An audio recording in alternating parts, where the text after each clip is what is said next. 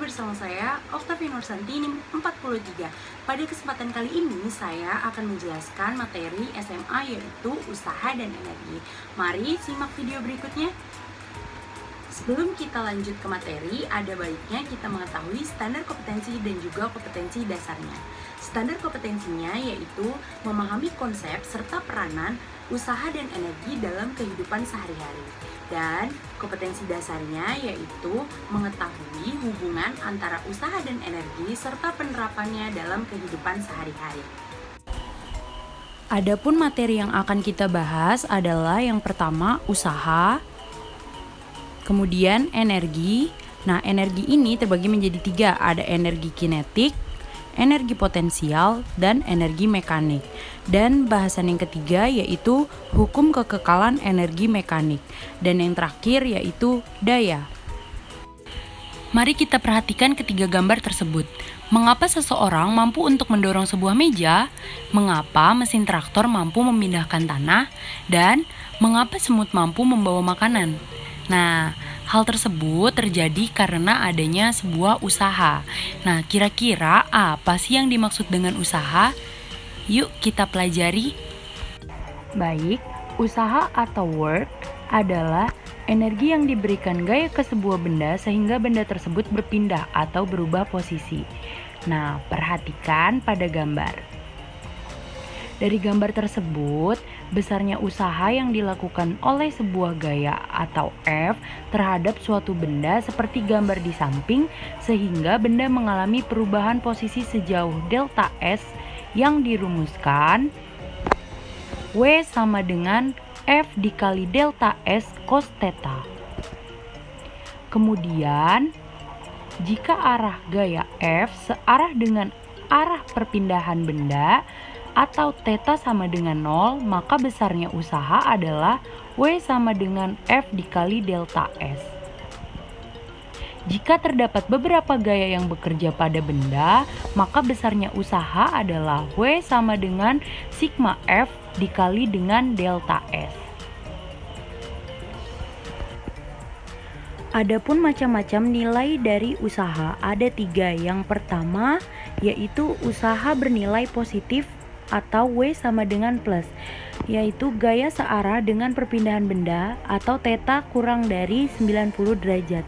Yang kedua, usaha bernilai negatif atau W sama dengan minus, gaya berlawanan arah dengan perpindahan benda atau theta lebih besar dari 90 derajat.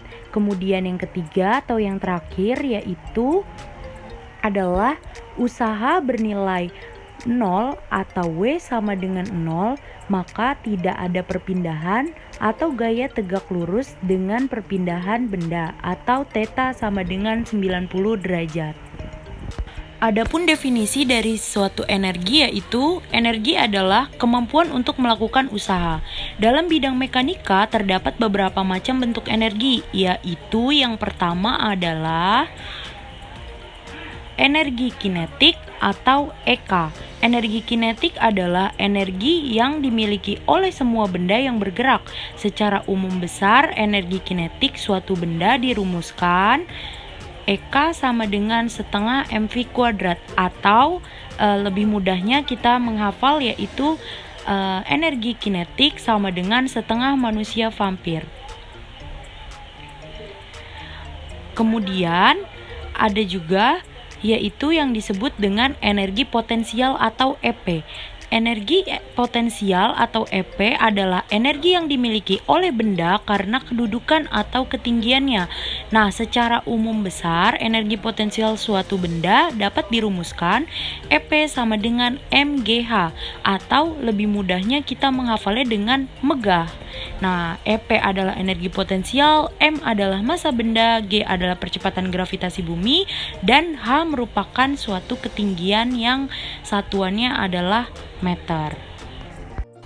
Energi yang selanjutnya yaitu energi mekanik atau EM. Energi mekanik adalah jumlah dari energi kinetik dan energi potensial. Nah, secara umum besar energi mekanik suatu benda dirumuskan EM sama dengan EK plus EP, di mana EM merupakan energi mekanik, EK merupakan energi kinetik, dan EP merupakan energi potensial. Berikut gambar dari benda yang menggambarkan energi atau hukum kekekalan energi. Ada benda A dan benda B yang memiliki ketinggian yang berbeda. Selanjutnya hukum kekekalan energi mekanik. Ketika benda bergerak tanpa adanya gaya luar yang bekerja, maka besar energi mekanik benda di setiap tempat atau setiap saat besarnya selalu sama atau konstan. Nah, dari